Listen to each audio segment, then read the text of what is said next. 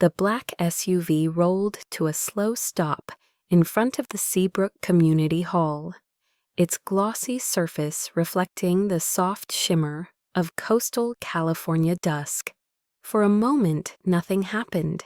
The engine clicked as it cooled the breeze, carried the distant call of seagulls, and the reunion banner above the entrance fluttered gently, as if sensing the weight of a story 15 years in the making. Inside the car, Elias Carter sat motionless, hands resting on the steering wheel. Jaw tightened with the kind of tension that comes from carrying a memory too long. He could hear laughter filtering through the open doors of the hall. Voices he had not heard since high school. Voices that once talked over him, past him, around him. But none of that mattered now. Only one voice mattered. Only one face. He exhaled shakily, then reached into the inner pocket of his suit jacket. His fingers closed around the familiar texture of old leather. He pulled out his wallet and gently opened it. Inside, protected by a clear plastic sleeve that had long since become foggy with age, was a small photo of a girl standing on the Seabrook High athletic field. Amelia Brooks. The sunlight in the photo hit her hair in a way he never forgot.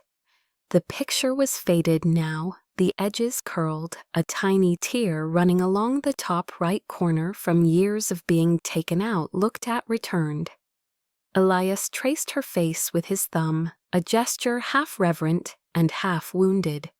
15 years, and the photo still hurt to look at. But it also kept him alive during nights when everything seemed pointless. 15 years, and I still have not forgotten. The words rose in his mind unbidden, the same sentence he had whispered during college finals, during brutal Silicon Valley nights, during the morning. He earned his first $1 million, and even the day he became the youngest billionaire in the medical technology sector. None of those milestones erased her. None of them replaced her. Outside the car, a security guard opened the door. "Sir, we are ready when you are."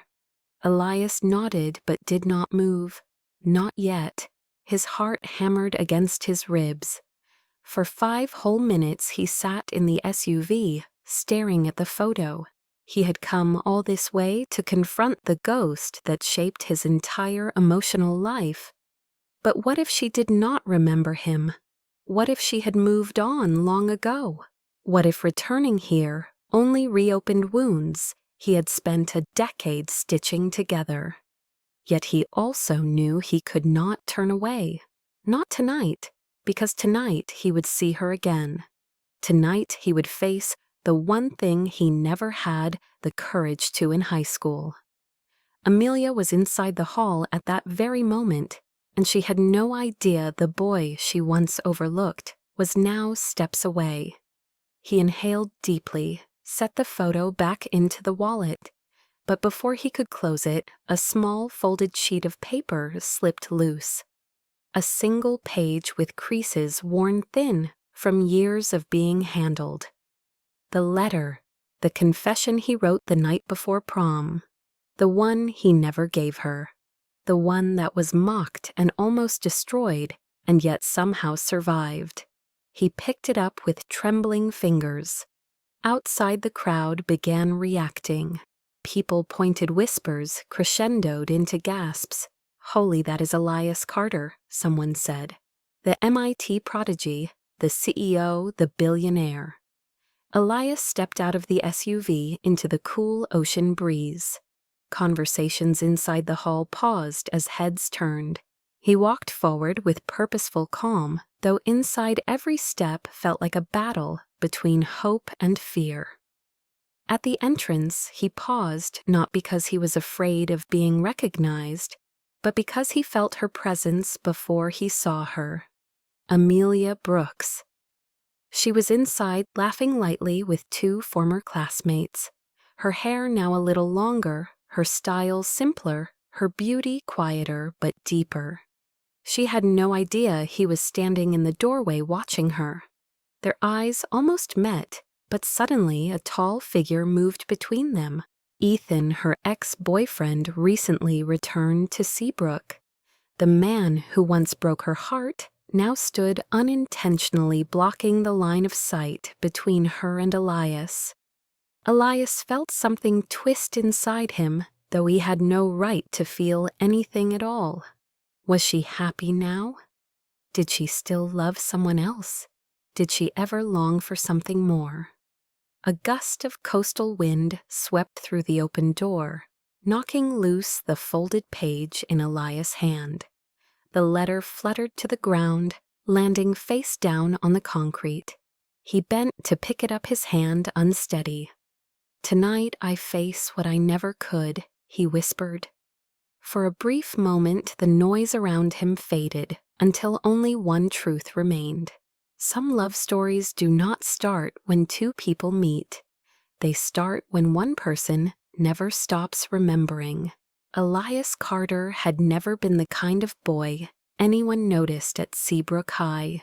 He walked the halls like a shadow that existed between lockers and tiled floors, always present but never acknowledged.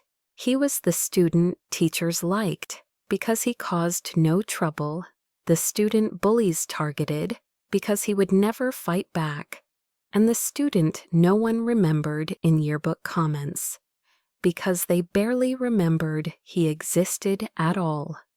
Every morning he arrived early, not out of enthusiasm, but because his mother left for her diner shift at dawn, and he had nowhere else to go. He sat alone in the cafeteria with a paperback novel or his sketchbook, where he scribbled designs for inventions he dreamed about creating someday. His clothes were always clean but faded, passed down from donation bins or bought second-hand. His shoes squeaked because one sole was half separating, and though he glued it together more times than he could count, humidity always peeled it apart again. At school, nothing made him feel smaller than the sound of other students laughing at something he did not understand. They laughed in clusters in bright circles of belonging he never entered, and the only time their eyes landed on him was when they wanted a target.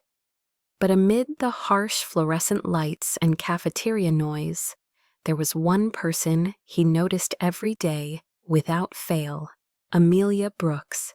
She floated through the halls with an ease that made her impossible not to watch. Not because she was popular, though she was, or because she was beautiful, though she undeniably was, but because she carried a kind of warmth that cut through the cold spaces Elias survived in. She smiled at people and meant it. She talked to everyone except the ones who desperately wished she would. She laughed with a sound that reminded him of the sunlight hitting the football bleachers on autumn afternoons. She belonged here in a way he never would. Elias could identify the exact moment he began to love her. It was in sophomore year when it was raining so hard the gutters overflowed and the school courtyard flooded. A younger student slipped on the soaked steps, spilling books everywhere. Everyone else passed by. Amelia knelt down, gathered the books with her own jacket, spread over them to keep them dry, and walked the trembling kid all the way to the nurse's office. Elias had watched from under the roof overhang near the entrance door, hiding because he was avoiding a group of boys who liked tripping him in the hall. He had seen kindness before, but not the kind that looked effortless. From that moment, Amelia became the quiet center of his world. Not in a loud, dramatic way the movies portrayed, not in a way he ever expected reciprocation, but in the gentle, aching way the lonely love someone from afar. He memorized small details: how she tucked her hair behind her ear when she was nervous, how she tapped her pencil lightly during tests, how she gave leftovers from her lunch to a homeless man who waited by the crosswalk every Thursday afternoon. He wrote her name in the corner of notebook pages, always small, always hidden. It never crossed his mind to tell her, not because he felt unworthy, but because he understood deeply that her world was filled with light, while his existed in the shadows. And yet even shadows hold memories. The classroom incident that sealed his sense of invisibility happened junior year. Elias had spent 3 nights carving a small wooden keychain he wanted to give Amelia as a good luck charm for her cheer competition. It was clumsy but heartfelt, shaped like a small star. He wrapped it in scrap tissue paper. He practiced handing it to her in the mirror 3 times before school. Around lunchtime, he approached her locker, palms sweating. Amelia was laughing with friends, unaware of him standing a few feet away. He hesitated. Then a voice cut through the hallway. "What is that, Carter? Look at him blushing." A senior boy yanked the keychain from Elias' hand before he could hide it. The tissue paper tore like wet leaves. The boy held up the handmade charm, twisting it between his fingers while the crowd gathered. "Did you make this for somebody? This is adorable." The hallway erupted in laughter. Elias reached for it, but the boy dropped the charm onto the floor and stepped on it. Then another boy kicked it into the hallway, and a third stomped on it again, before flicking it toward the drain near the courtyard door. The final cruel act was watching a sneaker grind it down the slope until it slid through the grate and disappeared into the darkness below. Nobody stopped them, not even the teachers passing by. That afternoon, Elias sat behind the bleachers where no one could see him. Staring at his empty hands hurt not because they destroyed something he made, but because he had never been brave enough to put it into Amelia's.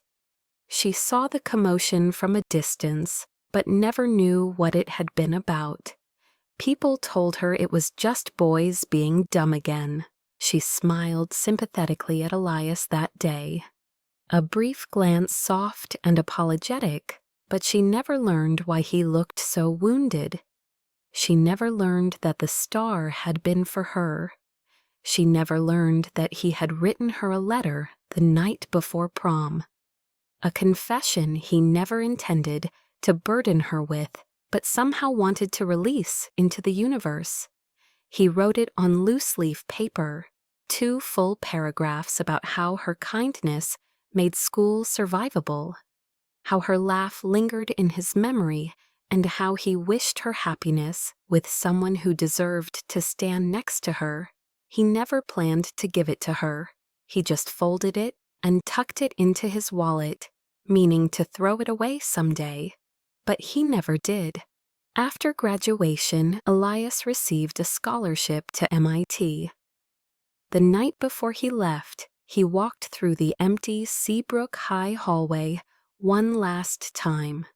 He paused at Amelia's old locker and touched the chipped paint. For a moment, he imagined what it might have been like if he were someone she could have noticed, someone who could walk beside her instead of behind her shadow. Before leaving town, he walked down to the old storm drain by the courtyard. He stared through the grate as if the ruined star might still be hidden in the darkness. He whispered goodbye to something that had never begun. Amelia never saw him leave. She never knew how deeply he cared, or how deeply the silence of unspoken love could carve a person into the man he would become. And so Elias drove away from Seabrook at dawn with a scholarship letter in his backpack, a mother proud but exhausted beside him, and a folded confession he carried without meaning to. A confession that stayed with him through years of work, through moments of loneliness, through the nights when he questioned, whether any part of him was worthy of being seen. He did not know then that the letter would follow him into adulthood. He did not know that Amelia would one day read it with rain soaking her hair. He did not know the invisible boy he once was would shape the billionaire he would become. Elias left Seabrook before the sun fully rose, the sky still tinted with that pale gradient between night and morning. His mother sat in the passenger seat of their aging sedan. Hands clasped tightly as if afraid the dream might dissolve if she let go. She kept glancing at her son, pride softening the tired lines in her face. "MIT," she whispered at one point, her voice as fragile as a hope she had never dared to say aloud. "You earned this." Elias nodded, but he could not shake the ache of leaving behind a town that never saw him and a girl who never saw him either.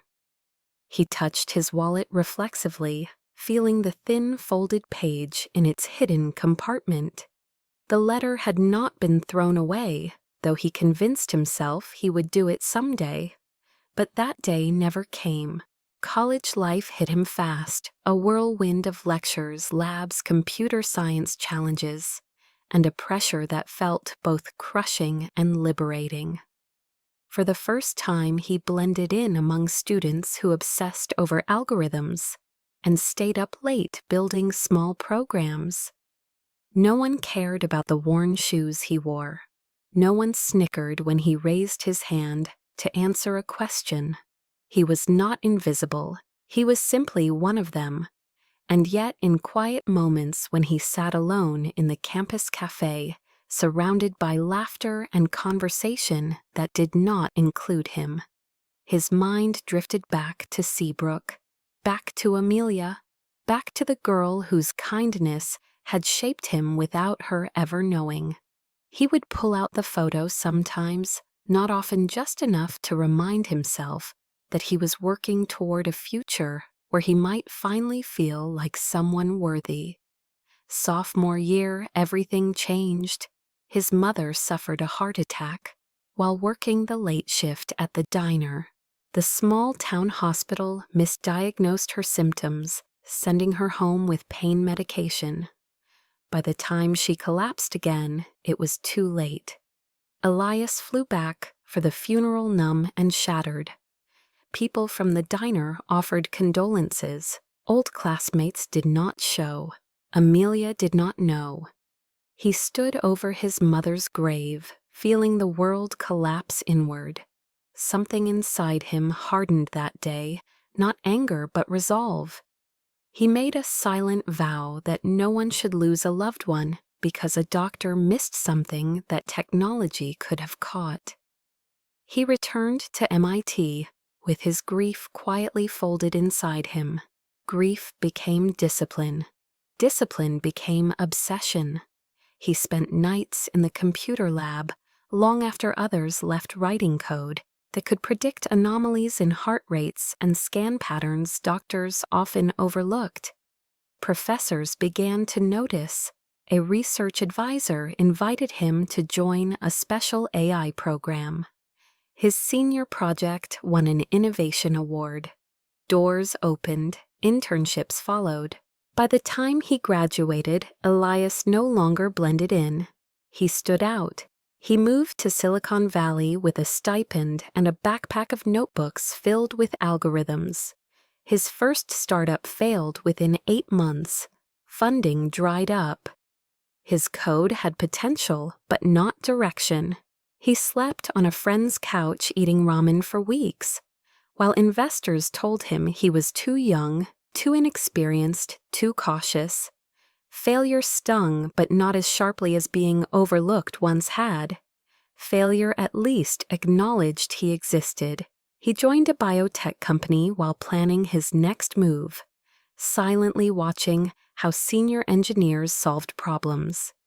He studied everything leadership, communication, market strategy, and how to transform an idea into a product.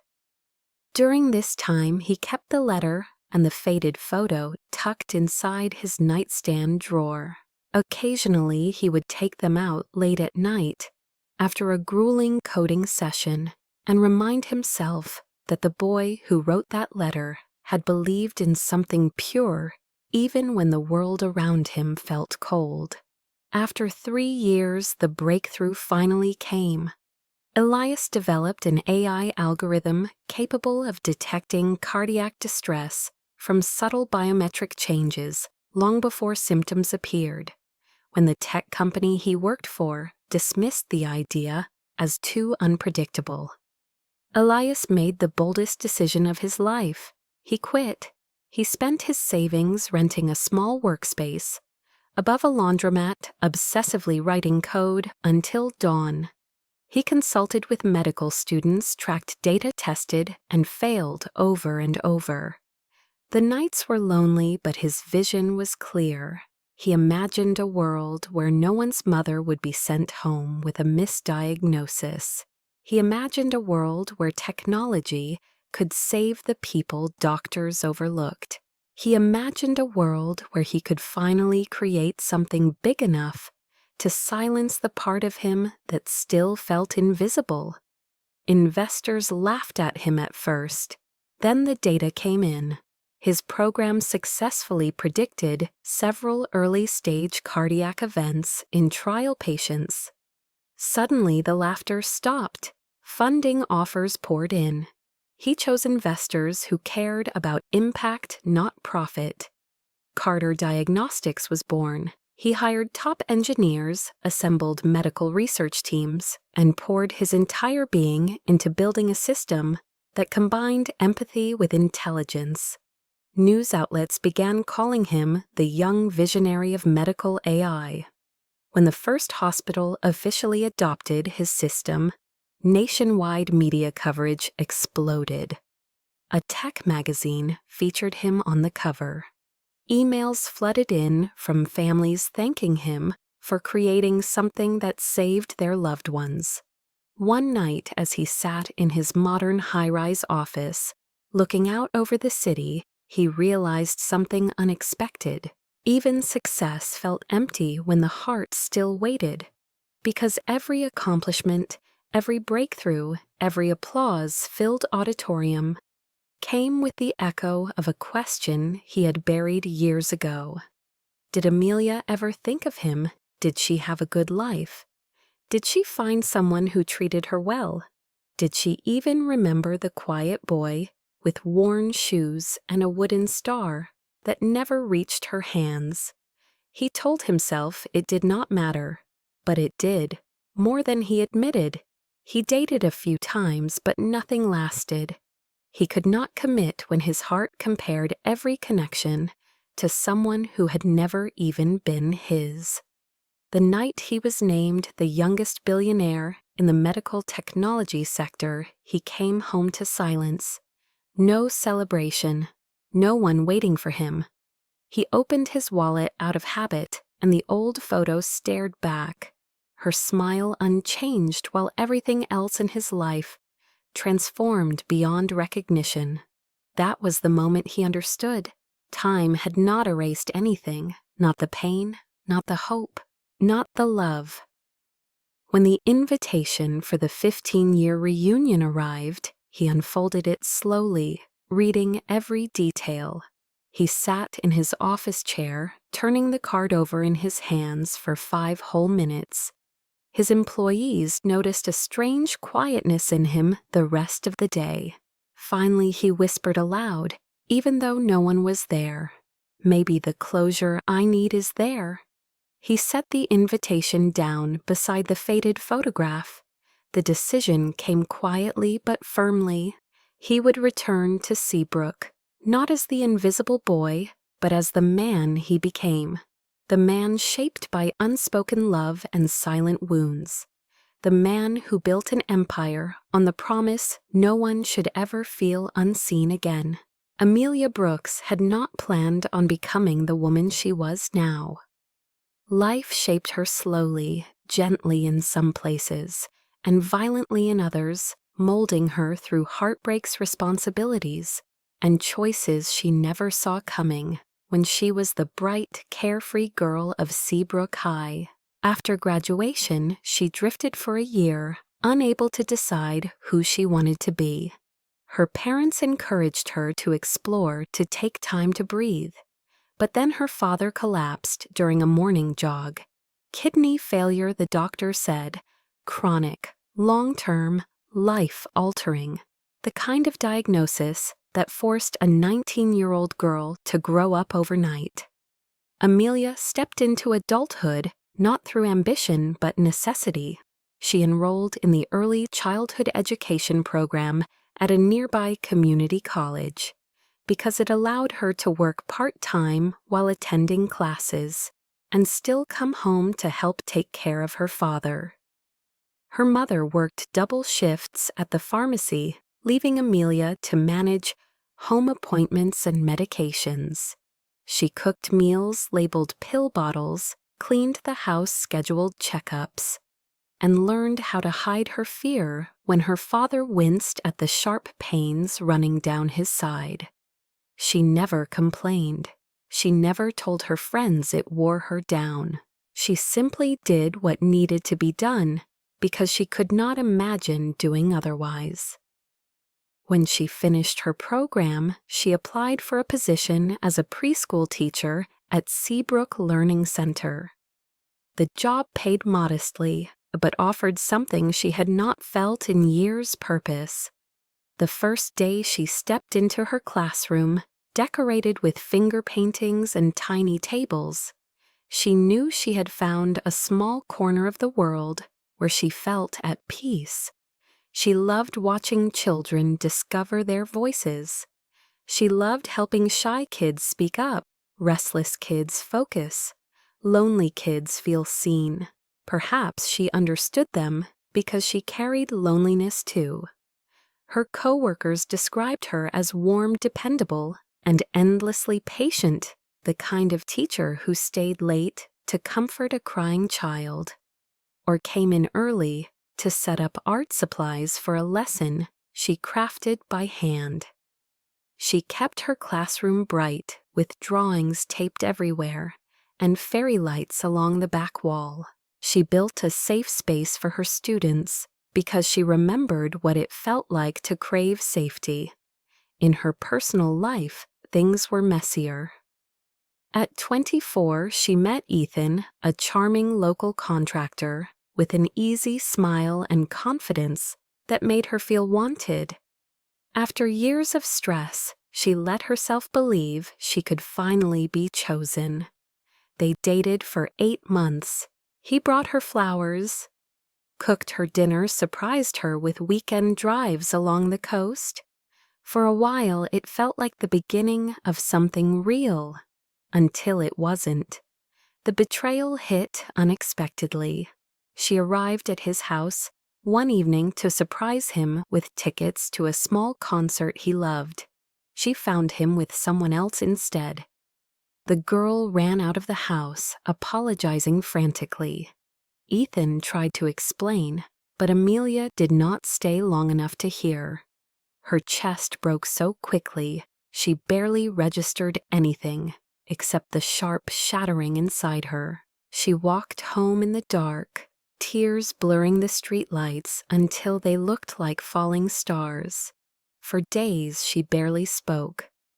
She smiled for her students, but her eyes carried the dim heaviness of someone who had lost the softness she once trusted. When her father noticed her silence, she simply said some things hurt more than they should. He squeezed her hand and replied, "Love should never hurt the way it did." That sentence stayed with her. She repeated it to herself years later, whenever doubt slithered into her heart. Eventually, she stopped dating. She told herself she did not have time for love with her father's treatments and her classroom responsibilities. But deep down, a quieter truth sat buried. She was afraid of being fooled again, afraid of hoping, afraid that love was something other people received, while she merely witnessed from afar. Still, the world around her continued to shift. Her father's condition worsened slowly, requiring more hospital visits and expensive medication. Amelia picked up additional work at Bloom and Tide, the small flower shop downtown. She arranged bouquets late into the evenings, the soft fragrance of roses and eucalyptus settling into her clothes. Her boss praised her skill, but noticed the tiredness in her smile. Sometimes as she closed the shop, she would walk out to the waterfront and sit on the wooden benches, looking at the waves hitting the shore. She would breathe in the ocean air and allow herself a brief moment to wonder what her life could have been if she had taken different paths. What if she had gone to a university further away? What if she had not been weighed down by responsibilities? What if she had not given her heart to someone who mishandled it? And though she never said it aloud, she sometimes wondered what happened to all the quiet boys from high school. The ones who never hurt anyone. The ones she never took time to know. There was one she thought of more than others, though she did not understand why. A boy who sat alone sometimes behind the bleachers reading worn books. A boy with soft eyes who rarely spoke, but always watched the world with a gentleness she remembered without reason. She never knew his name. She only remembered the way he looked at everyone as if searching for a place to belong. And now, 15 years later, she stood in her classroom during a quiet afternoon as sunlight filtered through paper butterflies taped to the window. Her students slept on their tiny mats, breathing softly. She gently lifted a blanket over one child and whispered, "Good dreams, sweetheart." Then she walked to her desk and opened her planner. Bills were due. Her father needed another appointment. She needed to pick up more supplies. Everything in her life was predictable, steady, meaningful, but lonely. A coworker approached with a flyer. "Hey, there is a 15-year reunion this weekend. You going?" Amelia smiled politely. "Maybe just to see everyone." Her coworker laughed. "Or to remind them you are still the prettiest girl Seabrook High ever produced." Amelia rolled her eyes, but inside something flickered. A faint curiosity, a ripple of nostalgia. She thought of the halls she once walked and the people she once knew. She thought of the invisible boy again, without understanding why. That night she sat beside her father as he watched an old movie and asked if she should go. He smiled despite the tubes connected to his arm. "Go. You deserve a night where you are not carrying the world." She leaned her head on his shoulder, letting his words sink into her heart. She did not know the boy she once never saw had grown into a man the world now saw everywhere. She did not know he was returning to the same reunion, drawn by memories she did not remember. She did not know their two paths, shaped by pain and resilience, were about to collide in a way that would change both of them forever. The Seabrook Community Hall buzzed with layered conversations as former classmates reunited, clinking glasses and exchanging stories that blurred nostalgia with exaggeration. Laughter bounced against the decorated walls where old yearbook photos hung, beside banners that read, "Welcome back Seabrook High alumni." Amelia stepped through the doorway, adjusting the strap of her soft blue dress, her nerves fluttering like the paper lanterns swaying overhead. She forced a warm smile when people approached her with hugs and compliments, but inside she felt strangely detached, as if she were floating through a memory she no longer fully belonged to. At the center of the room, a small crowd slowly formed, faces illuminated by excitement, whispers, building with anticipation. Someone murmured, "He is really here." Another breathlessly added, "Do you think he will talk to us?" Amelia glanced over, wondering who could possibly cause such a stir in their small coastal town. She assumed a local celebrity or someone who had gone viral on social media. She did not expect the air to shift as dramatically as it did the moment he walked in. Elias entered with a calm, steady stride, dressed in a tailored suit that fit him like a quiet declaration of the man he had become. There was nothing flashy about him, no heavy jewelry, no arrogance in the way he held himself. Confidence draped over him like a natural extension of his frame. His eyes absorbed the room with the cautious attentiveness of someone who learned to read people long before he ever had a reason to trust them. Conversations paused mid-sentence. People straightened their clothes. Even the music seemed to fade, as if the evening granted him space to step fully into this world he had once watched from the edges. Amelia watched with mild curiosity, at first then confusion, then something far quieter but far more intense. Recognition. A recognition she did not understand. He looked familiar but older, broader, more defined. His jaw was sharper, his shoulders stronger, his presence unmistakable. Yet something in his eyes, soft brown, and still carrying a hint of timidity, pulled at a long-forgotten part of her memory. He noticed her before she could look away. His expression shifted almost imperceptibly. A breath caught quietly in his chest, like someone seeing home after wandering for years. Amelia froze. Her heart tripped over itself. He walked toward her with a steadiness that made the room seem to part for him, even though no one actually moved. People watched openly now, whispering details she had not caught earlier. They said his name. Elias Carter, billionaire founder of Carter Diagnostics, youngest medical technology mogul. Amelia blinked slowly. Elias Carter. She searched her memories, desperately flipping through mental snapshots of old classrooms and crowded hallways until one image surfaced. A quiet boy sitting alone behind the bleachers reading a book while the cheer squad practiced. A boy with shy eyes and hunched shoulders. A boy she had never spoken to yet somehow never fully forgot. Before she could piece her thoughts together, he reached her. For a moment, neither of them spoke. The reunion noise blurred into a distant hum, like waves far beneath a cliffside. Amelia forced a small laugh, unsure of why her voice sounded so fragile. "Elias Carter," she said, letting his name rest on her tongue for the first time in 15 years. "You look different." His lips curved into a faint, gentle smile, one that carried the weight of years he never talked about. "And you look exactly like the memory I never let go," he replied softly. Her breath hitched as warmth rushed to her cheeks. She glanced around instinctively, only to find several classmates pretending not to eavesdrop.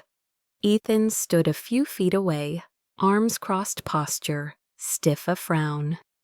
Appearing when he saw the way Elias looked at her, the tension between the two men sparked like static in humid air, though neither said a word. Amelia gestured toward the refreshment table, hoping to shift the attention away from herself. Elias followed her with a quiet grace, as if unsure he had the right to walk beside her, yet unable to resist. She poured herself a small cup of sparkling cider to keep her hands steady. "You became quite successful," she murmured, unsure how else to bridge 15 years of silence. He shrugged lightly. "Success is relative. I am grateful for the work." She studied him, noticing the subtle exhaustion under his eyes, the kind that came not from lack of sleep, but from carrying responsibilities few people understood.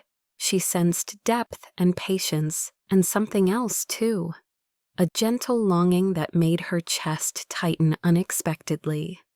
"Did we know each other well in high school?" she asked hesitantly. His expression flickered. "Not well, no. But I knew who you were. A lot more than I ever admitted." She frowned slightly, trying to recall anything that might explain the softness in his voice. Elias looked down at his drink briefly, gathering strength from somewhere deep within. "I sat behind the bleachers a lot," he said quietly.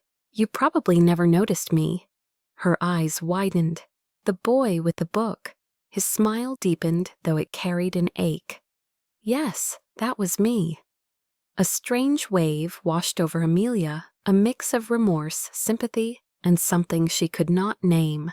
She never bullied him, she did not mock him, but she did overlook him. And now here he stood, a fully grown man, who seemed to radiate the kind of steadiness she sought in others, but rarely found. "Why did I never talk to you?" she whispered, almost to herself.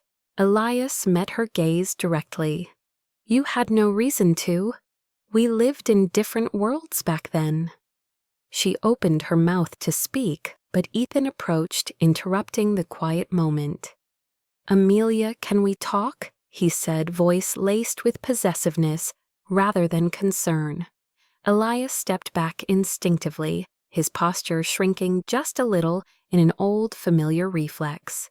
Amelia glanced between them, sensing the history and tension intertwining like unseen threads. "Ethan, we are just catching up. It is fine." Ethan looked Elias up and down with thinly veiled judgment. "You are Elias, right? Heard you made it big somehow." The tone was polite, but sharp. Elias simply nodded, not rising to the bait. His calmness only irritated Ethan further. "Well, good for you," Ethan added, forcing a smile, before turning back to Amelia. "Did you tell him we used to date?"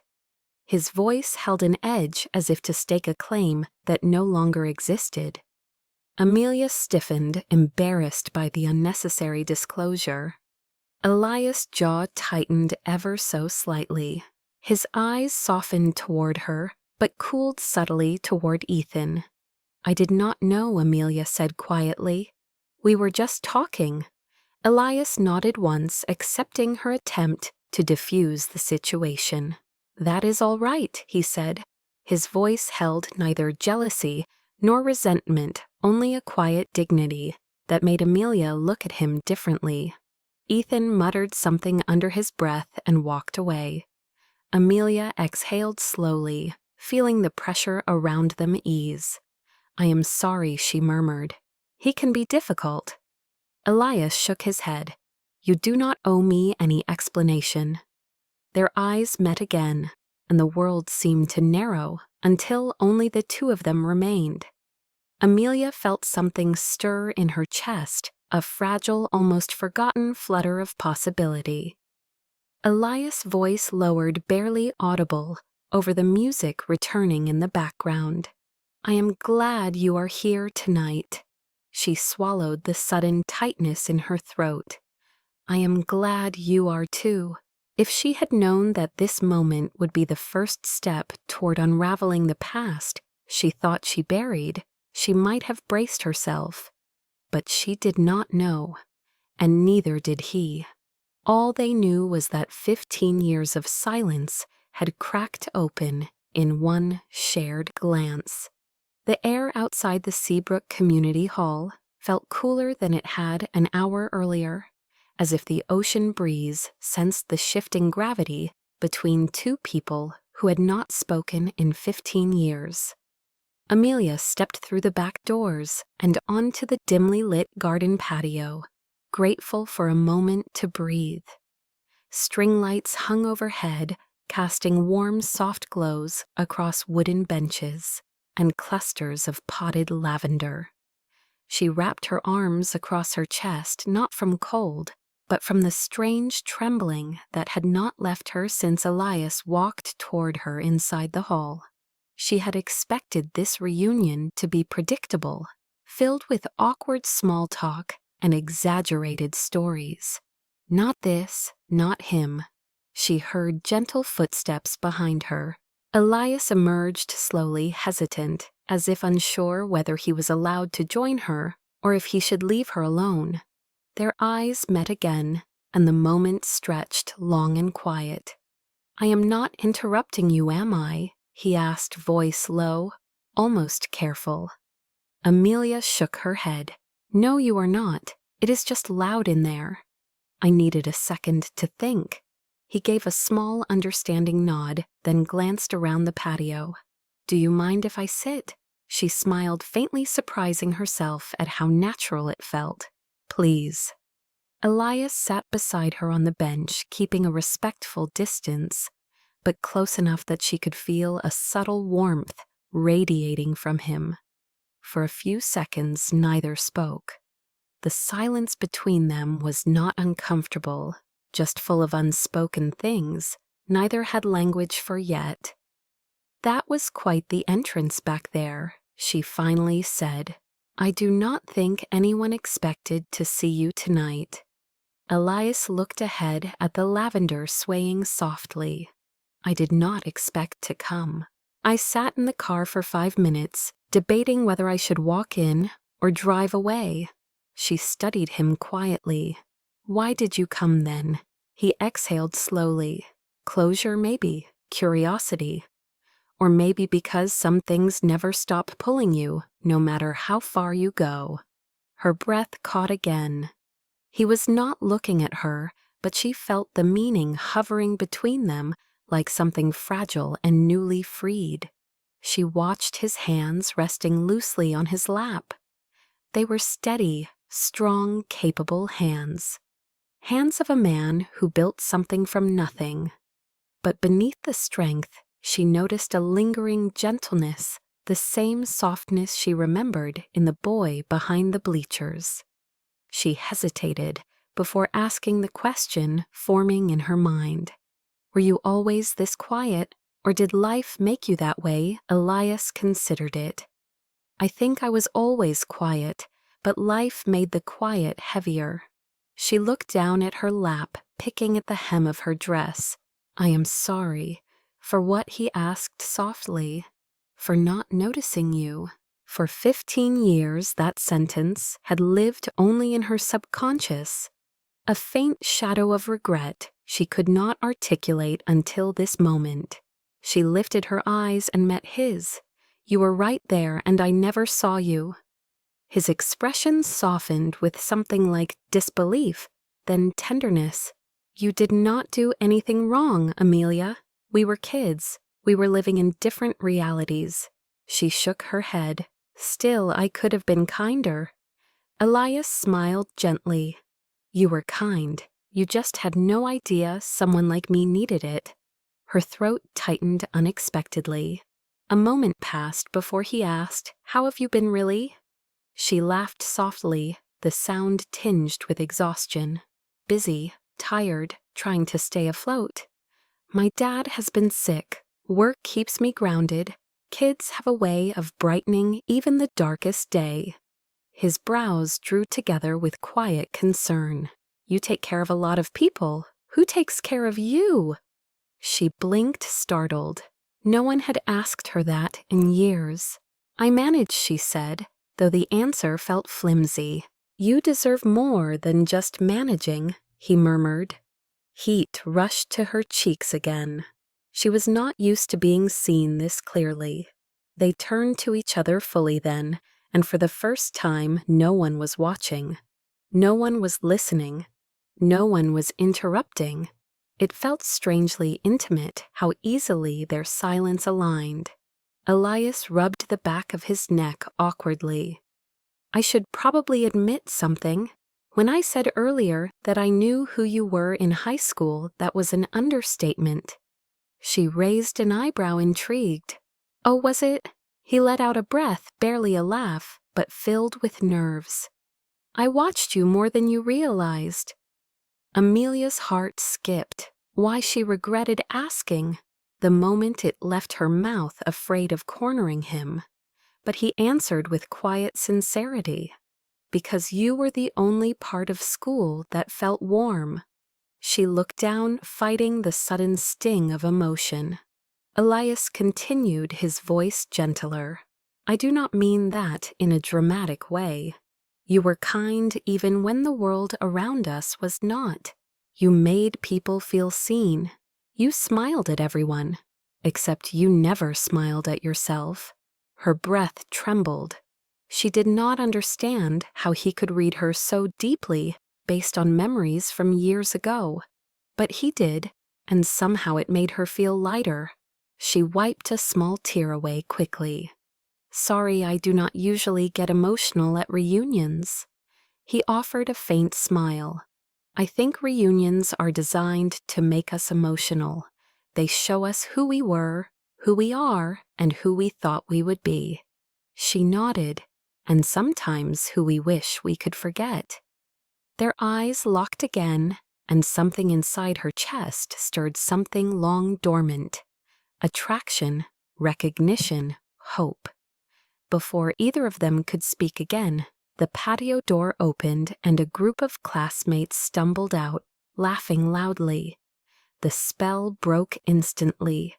Amelia sighed. "I guess we are not the only ones escaping the noise."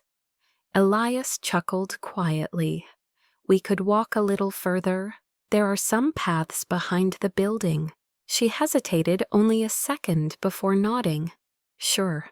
They stood and walked side by side into the small garden trail, lit only by scattered string lights. Their shoulders occasionally brushed, sending tiny sparks up her spine. A strange comfort settled between them. Not forced, not rushed, just natural. As they reached a quieter area, Elias stopped and looked up at the sky. The moon was half hidden behind thin clouds. He spoke without looking at her.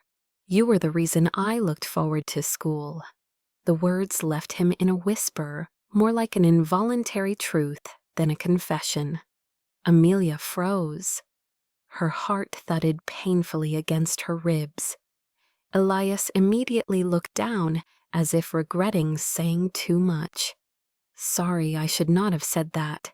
She shook her head quickly, stepping closer. "No, please do not apologize." Elias waited, his breath tense. Amelia swallowed hard, gathering courage she had not known she still possessed. "I wish I had noticed you then. I wish I had seen who you were." Elias smiled, but there was sadness behind it. "It is all right. I was not someone easily seen. You were dealing with your own world." She nodded slowly, but the guilt still tugged at her chest.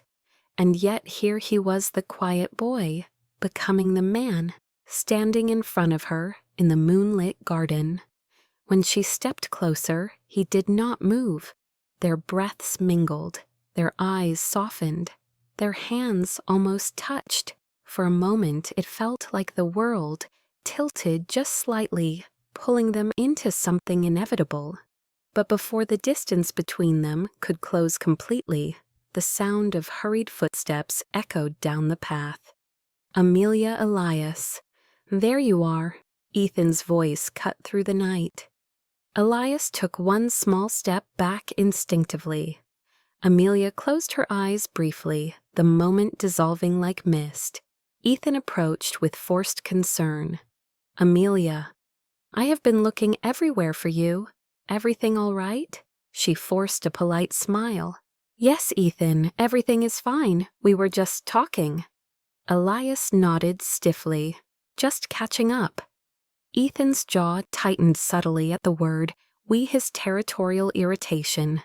Thinly veiled, but unmistakable.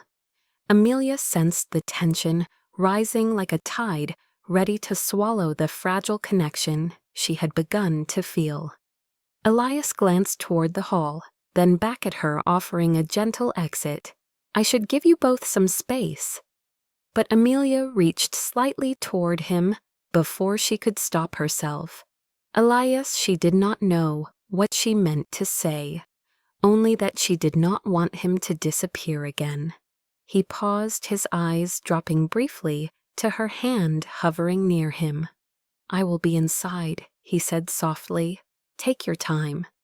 And he walked away, leaving Amelia standing in the dim glow of the garden, torn between the remnants of a moment that almost became something more, and the presence of a man she no longer loved but still complicated her world.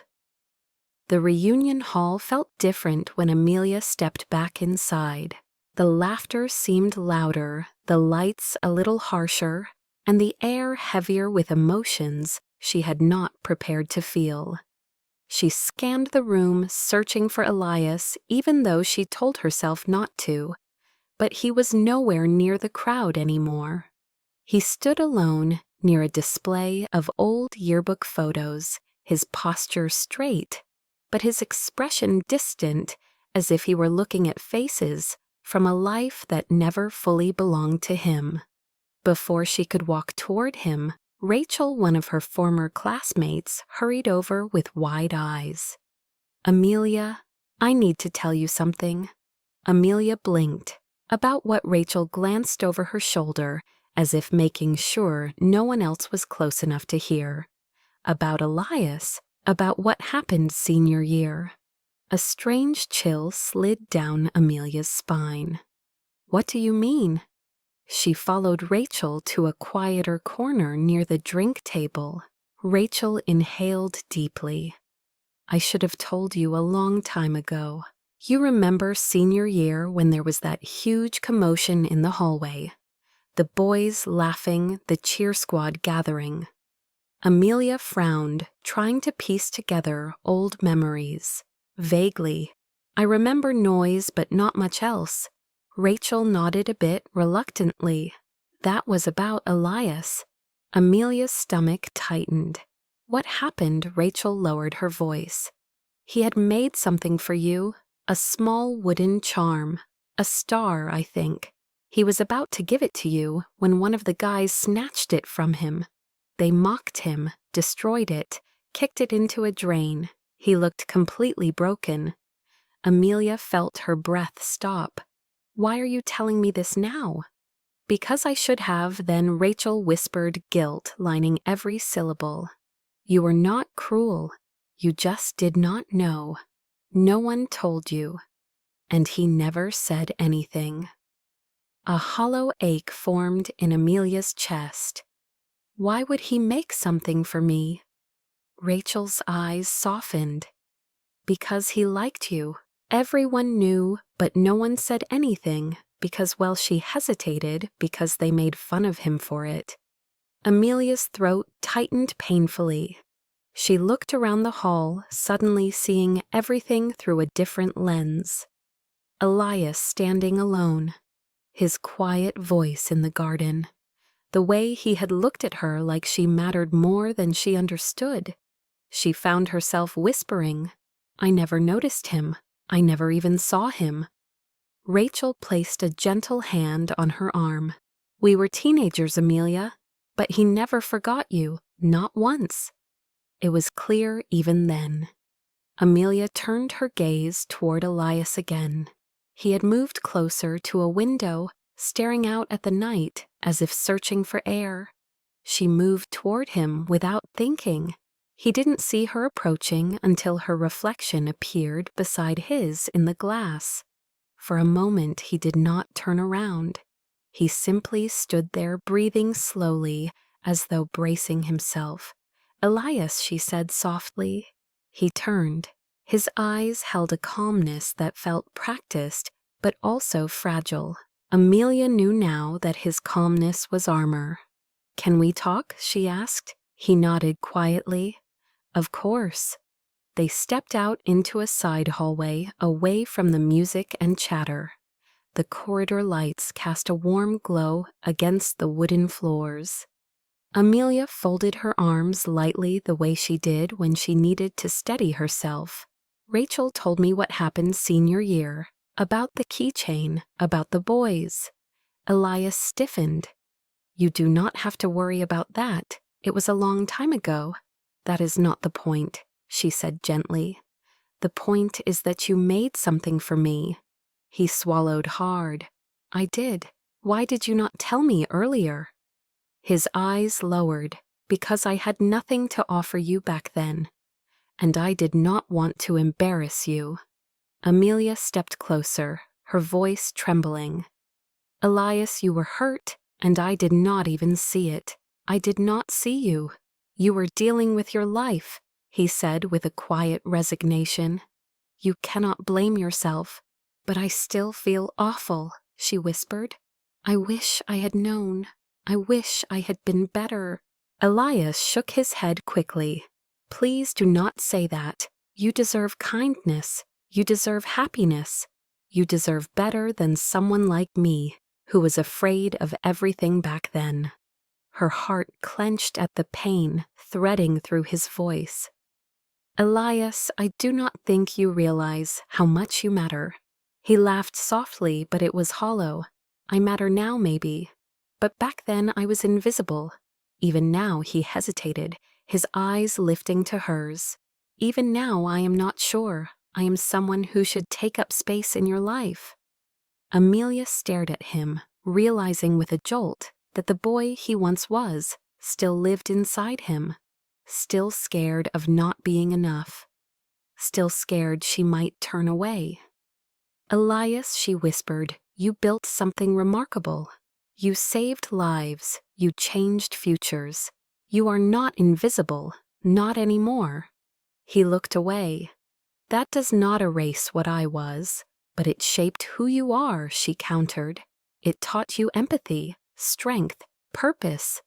He remained silent, letting her words settle. Amelia hesitated, then placed a hand gently on his arm. Elias, why do you think I deserve better than you? Because he said soft but sure you have light in you. And light deserves someone who does not come with shadows like mine. Her breath shook. You think you have shadows? He gave her a tired, almost sad smile. Everyone does, but mine built my world. They built my success. But they also built walls I do not know how to take down. She felt her voice thin with emotion. Elias, I think the walls you built were not meant to keep people out. They were meant to protect the boy who felt alone for too long. He finally looked at her. And what if I am still that boy Amelia? The one who loved someone quietly for years. The one who still does not know how to say it without ruining everything. Amelia's heart stumbled. Her voice softened. Then I want to understand him. Elias inhaled sharply, as if the sincerity in her words cut straight through him. Amelia, I am afraid, he admitted. Afraid of what? Of wanting something again. Of wanting you. His voice cracked. Of not being enough. The hallway felt painfully silent. She stepped closer until only inches separated them. Elias, you do not have to be perfect. You just have to be honest. He let out a shaky breath. Honesty is scary, so is wanting someone. But it is even scarier to lose someone you never had the courage to reach for. Tears blurred Amelia's vision. She reached for his hand, hesitating only a moment before intertwining her fingers with his. His breath hitched. I am here, she whispered.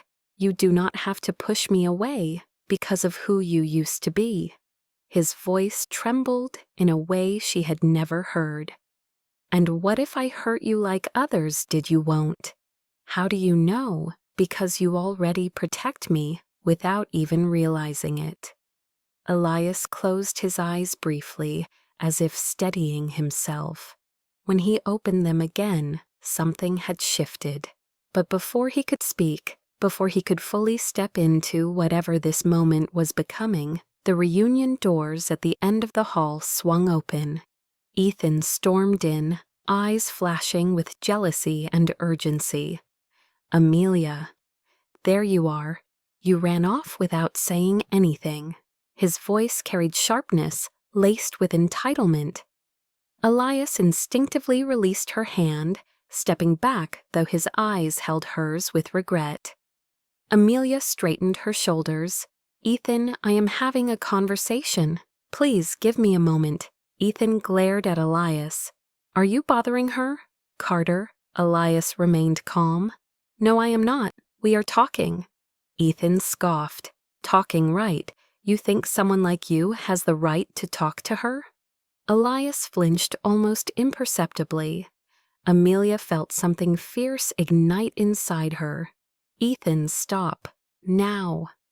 Ethan folded his arms stubbornly.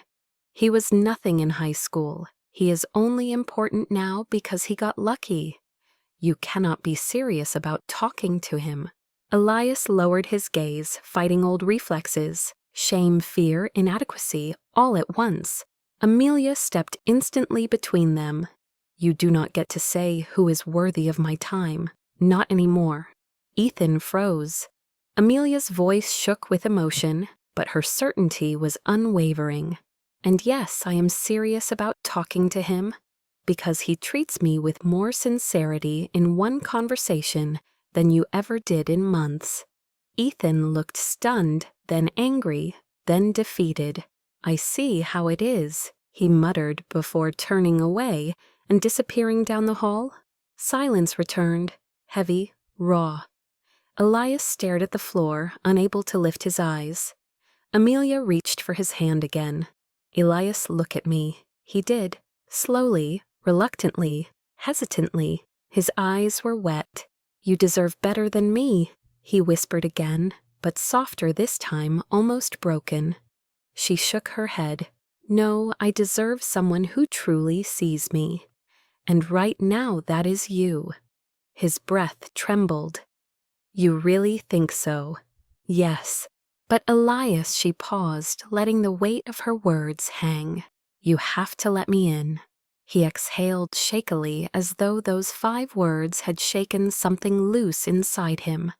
Then for the first time he did not step away. He did not look down. He did not fold into himself. He simply nodded slowly. I will try.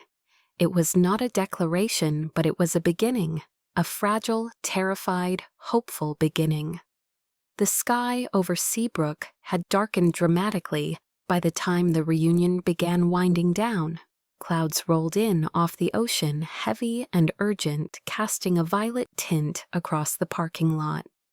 A warm drizzle turned to cold rain in seconds, the kind that soaked through clothes instantly and blurred everything into soft, trembling shapes. Amelia stepped outside, first needing space to breathe after everything that had just unfolded. Her pulse still raced from her confrontation with Ethan and the rawness of Elias' confession echoing in her chest. She wrapped her arms around herself, staring up at the sky as raindrops landed across her cheeks like icy pinpricks. She barely noticed the cold. Inside, Elias lingered near the exit, his heart hammering harder than any moment in his adult life. He replayed Amelia's words again and again. You have to let me in.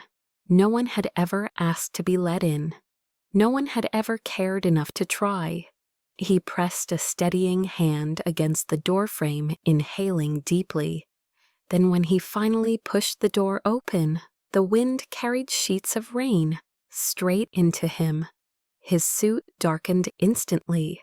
He scanned the parking lot until he found her Amelia standing under a flickering street lamp. Her blue dress gradually growing darker as the rain soaked through. She looked like she belonged in the moment, fragile and luminous, all at once.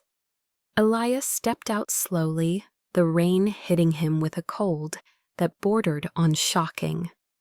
Amelia heard footsteps and turned. Her breath caught the moment she saw him.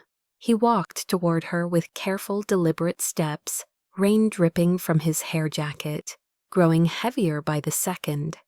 For a moment, neither spoke. Wind swept across the lot, scattering leaves and sending tiny ripples across puddles. Amelia finally asked softly, "Are you okay, Elias?" He nodded, though he barely looked convincing. "I just needed air." And maybe he added, voice cracking a little, "I needed to see you again." She exhaled shakily, the rain blending with the moisture gathering at the corners of her lashes. Elias hesitated before taking one step closer. "Amelia, I am sorry about earlier, about Ethan, about everything. I did not mean to complicate your night." She shook her head immediately. "You did not complicate anything. If anything, you clarified things." His chest tightened.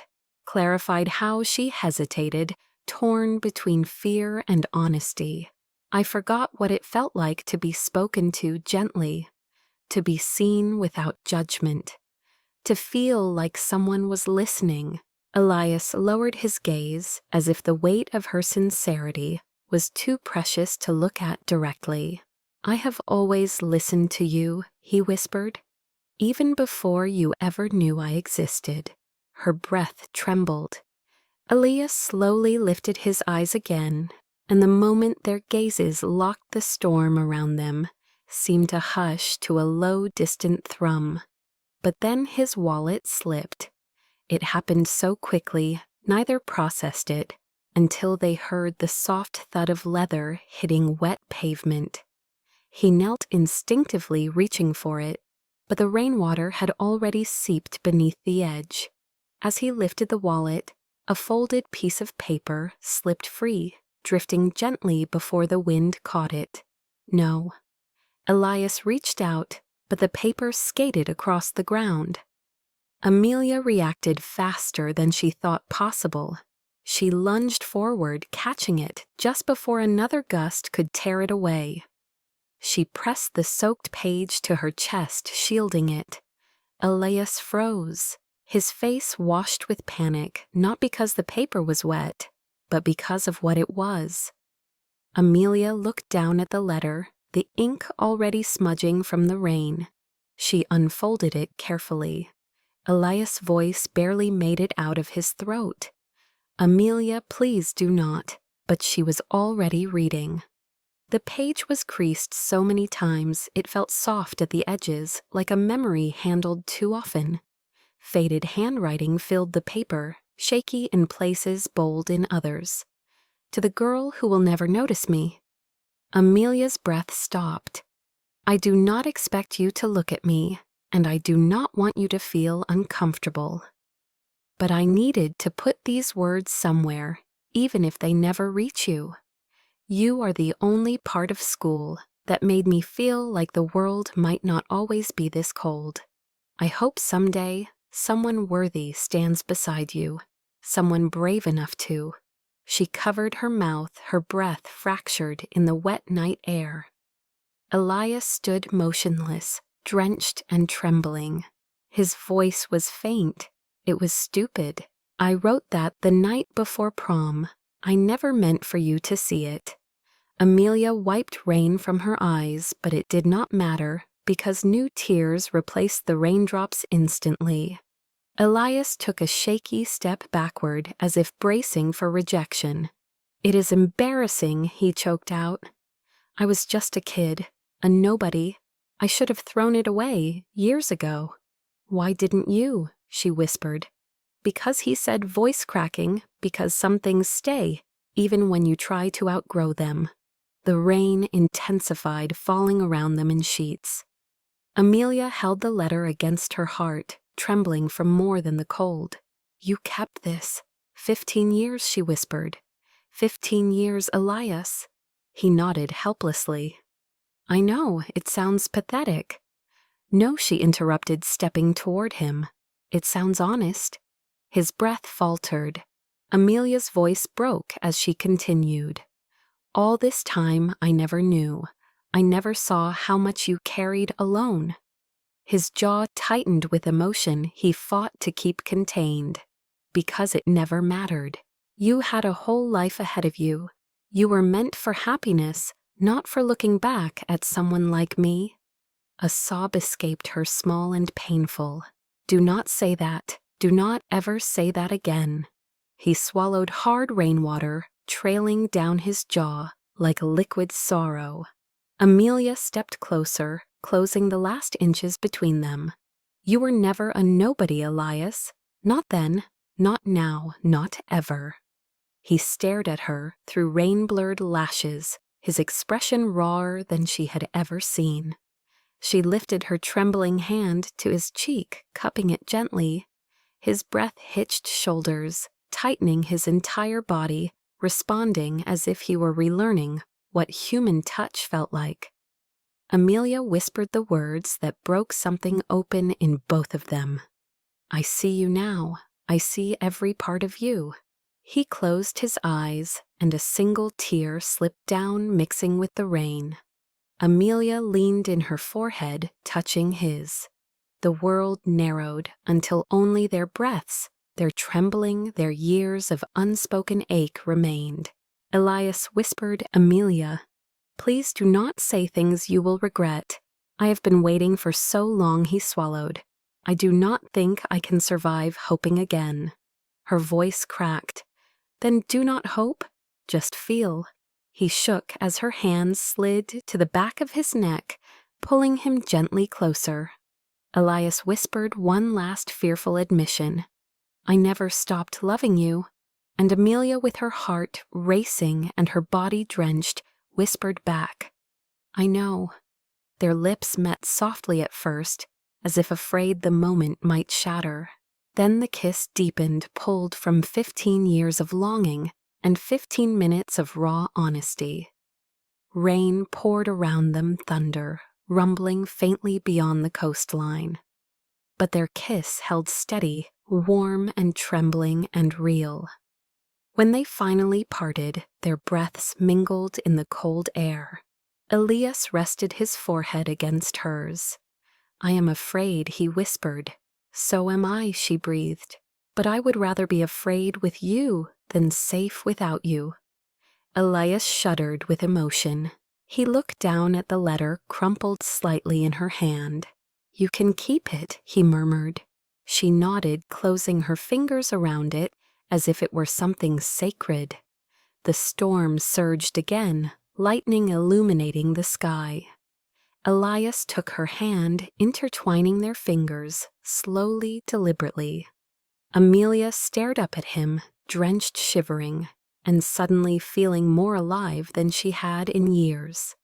Whatever happened next, she knew this moment would remain carved into her forever.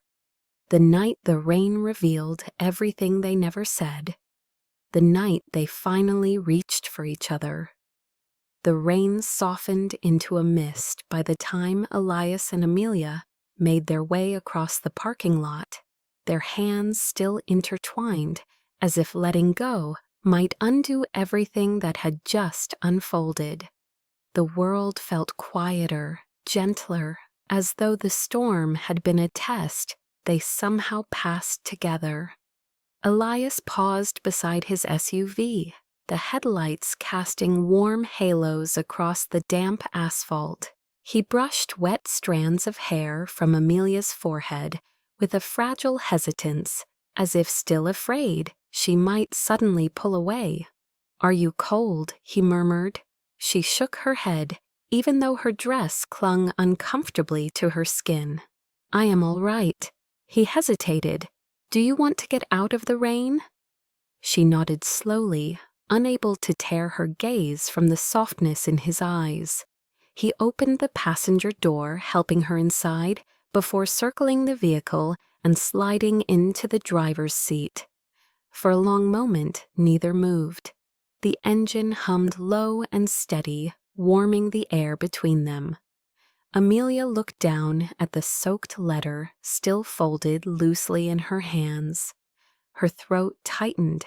She placed it carefully on the dashboard, smoothing the wrinkled edges, as if she were touching something fragile and irreplaceable. Elias watched her silently. When she finally spoke, her voice was tinged with wonder. "How did you carry this for so many years?"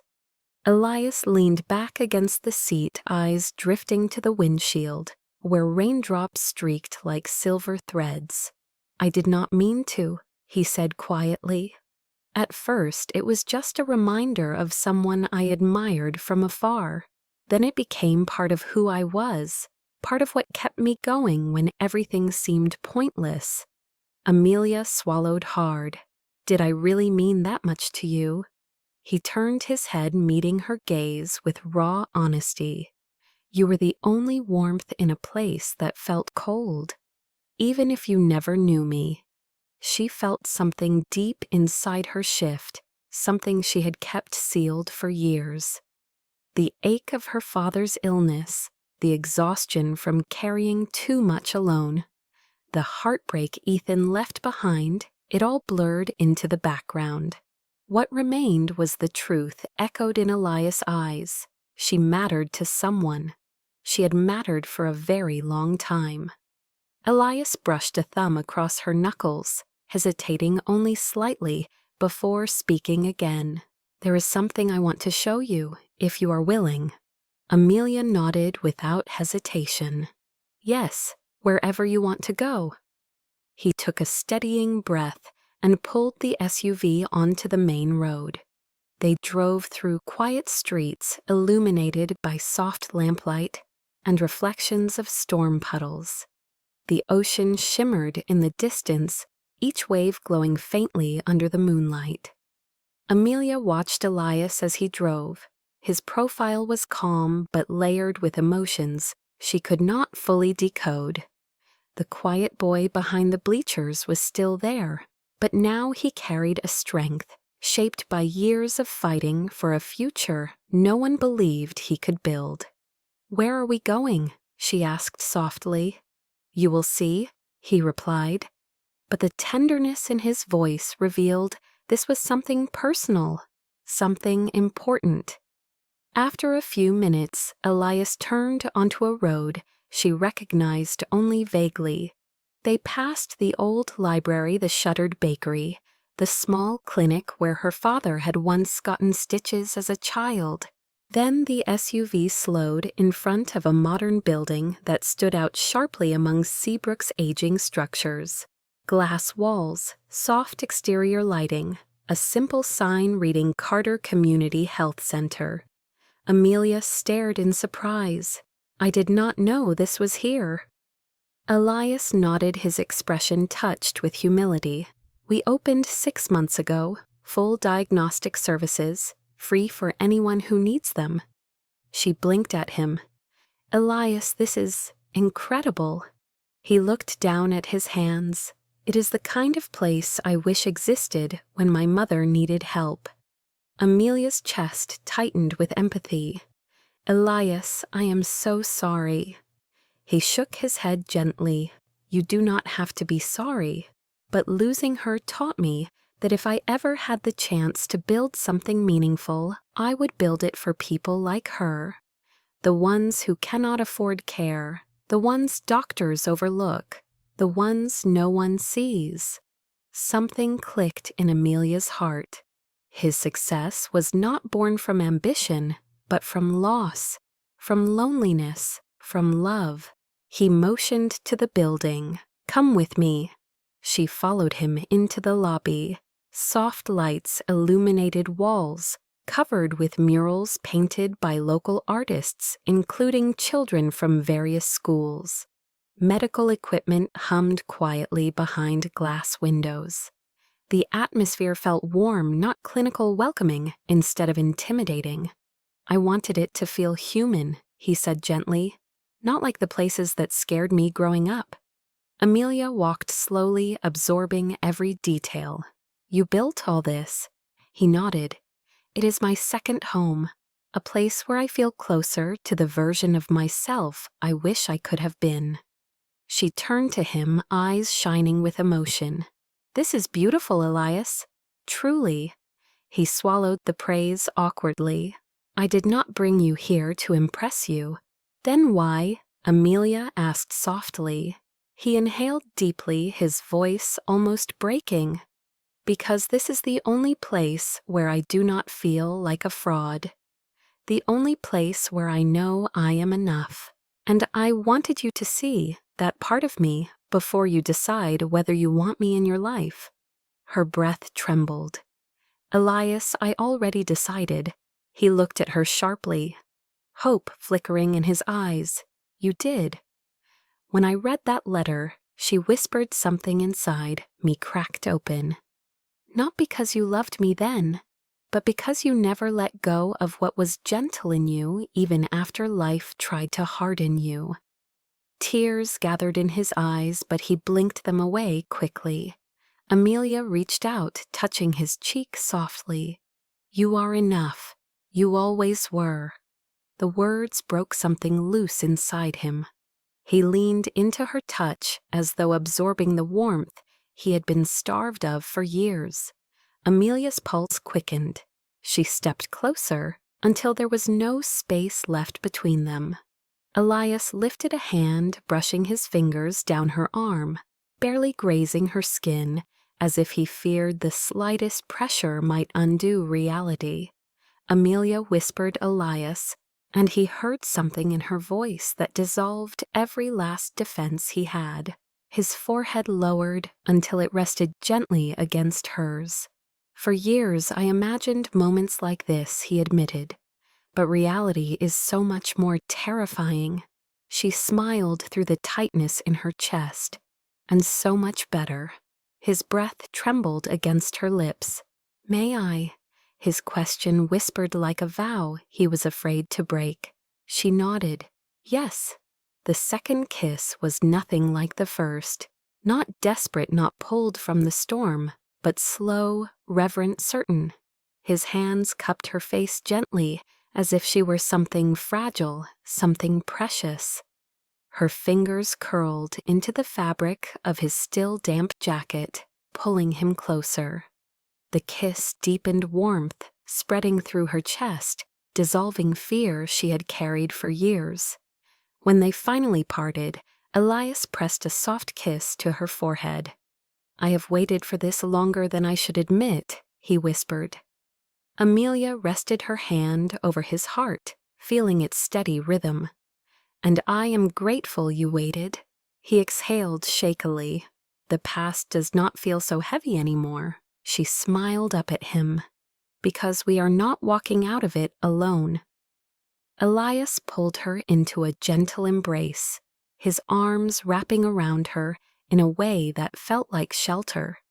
She closed her eyes, breathing him in, feeling warmth replace wounds that had lived in the darkest corners of her heart. For the first time in years, she let herself believe in something hopeful, something safe, something lasting. Outside, the rain stopped completely, leaving only the soft shimmer of puddles reflecting the streetlights. Inside the health center, two people who had spent half their lives missing each other now stood side by side, no longer separated by silence or fear or 15 years of unspoken truths. Tonight, the past healed. Tonight, the future began. 1 year later, Seabrook looked different, not because the town had changed, but because Amelia and Elias no longer saw it through the lonely lenses they once carried. The coastline glowed the same soft gold at sunset. The boardwalk still creaked under the weight of passing footsteps, and the scent of sea salt drifted through the air the way it always had. But now, when Elias walked through town, people greeted him, not with awe or distance, but with genuine warmth. And Amelia walked through life, not weighed down by burdens, but lifted by a partnership she once never believed she would find. On a quiet Sunday morning, Amelia stood in her newly renovated classroom at Seabrook Learning Center, setting out art supplies for her students. Sunbeams filtered through the windows, illuminating the fresh murals painted by her class. At the far end of the room, a new space existed, a small corner filled with colorful canvases, brushes, and sensory tools. The sign above it read Creative Haven. a program she built for children with autism, funded entirely by the Carter Foundation. She touched the framed photo on her desk. Elias smiling shyly at the camera, a child laughing in his arms. Her father's voice reached her from the hallway. "That place looks brighter every time I see it." She turned with a smile, helping him step inside. He moved more slowly now, but with a strength she had not seen in years. Thanks to Carter Diagnostics, her father's treatment costs were covered. Dialysis appointments became easier. His color had returned. He was alive, truly alive. And every time she looked at him, she silently thanked the boy who once stood behind the bleachers. "You ready for your appointment?" she asked gently. He nodded. "With Elias taking care of everything, why wouldn't I be?" Amelia laughed softly, shaking her head fondly. Her father lowered his voice, catching her hand. "You know he loves you, right? He never stops looking at you like he can't believe you're real." She felt her cheeks warm, but before she could answer, her phone buzzed. A message from Elias. "Meet me at the beach when you're done. Sunset." She typed back, "On my way soon." Her father raised an eyebrow. "The beach, huh? Sounds romantic." She rolled her eyes but could not stop smiling. After dropping him off at the clinic, she made her way toward the coastline.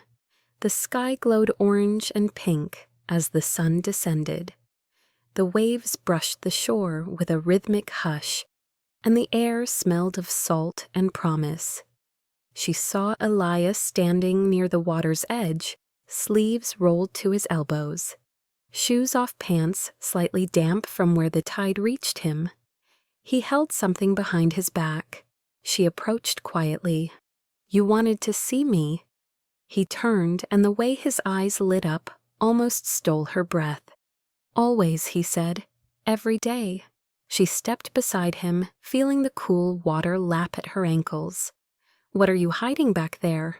Elias chuckled nervously. "I was hoping to find the right moment, but I have learned that moments don't arrive. We choose them." She smiled softly, unaware of how her heartbeat quickened. "So choose it then." He inhaled deeply, his voice low. "Amelia, do you remember the wooden star I tried to give you in high school?" She nodded. "I think about it more often than I should." He stepped closer, revealing what he held behind him. A small velvet pouch. Her breath caught. Elias opened it and gently placed a familiar object into her palm. A wooden star, smooth polished, beautifully carved, not crude or broken like the one from years ago, but unmistakably the same design. He whispered, "I remade it. The original was lost, but I remembered every curve, every detail, every intention." A single tear slipped down her cheek. Elias closed her fingers around the star. "This time I want you to have it properly." She looked up at him, eyes shining. "Elias, you didn't have to recreate this." He cupped her cheek tenderly. "I did, because back then I carved it for the girl I loved silently. And now I carved it for the woman I love openly." Her breath trembled. Elias smiled, his voice thick with emotion. "You were the first person I ever loved, and somehow a miracle I still cannot understand you are the last." The waves curled around their feet as if urging him forward. He reached into his jacket and pulled out a small box. Amelia froze. "Elias," he dropped to one knee, not dramatically, but with the soft reverence of a man kneeling before the only person who had ever truly mattered. Her hands flew to her mouth. His voice was steady, despite the trembling in his fingers. "I do not care about the past anymore. I do not care about the years we lost. I care about the fact that every moment of my life led me back to you. You are my peace, my warmth, my beginning, and my rest." He opened the box, revealing a simple ring with a small ocean blue stone. Elegant, quiet, perfect. Amelia Brooks, he whispered. Will you marry me? Her breath hitched, tears blurring the horizon. Yes, she choked out. Yes, Elias, 1,000 times yes. He rose, lifting her into his arms as she laughed and cried against his shoulder. He kissed her with a tenderness shaped by 15 years of waiting. When their lips parted, she rested her forehead against his, whispering, I love you. He smiled with a warmth she had never seen so bright. I have loved you since before I knew what love was. They stood together as the last sliver of sun dipped into the ocean. Their shadows merged long and soft across the sand. Around them the world felt still, as if honoring the moment a quiet boy and a bright girl finally circled back to each other. Amelia held the wooden star tightly in her hand, new, whole, given freely at last. For the first time in her life, she felt certain of the road ahead. And Elias felt something he had not known in 15 years, home. Before you go, take a breath with me and sit in this moment, because stories like this are more than a plot to follow. They are a mirror held gently to the parts of ourselves we often forget to honor. If you felt something in your chest when Elias opened that worn-out wallet, or when Amelia realized someone had loved her quietly for 15 long years, then that feeling is your reminder that love does not expire and memories do not fade when the heart has anchored itself to someone who matters. If this story touched you in any way, even in a small, quiet place you keep hidden, then let me know in the comments, because your voice truly shapes the next stories we create. Tell me where you are watching from. Tell me what line hit you the hardest. Tell me if you have ever loved someone silently, or if someone once saw a version of you that you did not yet see in yourself. I read everything you write, and your words become part of how these characters come alive. If you want more stories like this, more billionaire second chance, romances, more slow burn healing, arcs, more love that bends but does not break, then make sure you hit subscribe so you never miss the next chapter we tell together. And if you want even deeper stories, the kind that hold you from the first sentence to the last drop a heart in the comments or say more please, so I know to keep writing. Every like, every comment, every share helps this tiny corner of the internet grow into a place where people who love emotional cinematic storytelling can gather and just feel for a while. Maybe you saw yourself in Elias, the one who loved someone quietly from the shadows. Maybe you saw yourself in Amelia, the one who thought they did not deserve to be chosen after life weighed heavily on them. Or maybe you saw pieces of both. If this story reminded you that second chances exist, that timing is real, that love can find its way back across years of silence, then send this video to someone you care about. Let them know they are worth remembering too. And if you are someone who is still waiting for your own love story, do not lose heart. Life has a strange, beautiful way of bringing the right people back into our path. When we are finally ready to see them, hold on to hope, hold on to kindness, hold on to the belief that you are worth choosing, because you are. Thank you for spending this time with me. Thank you for giving your heart a place to rest for a few minutes. And thank you for being part of this growing family of story lovers who believe in love that heals and endings that feel like home. I cannot wait to see you in the next story.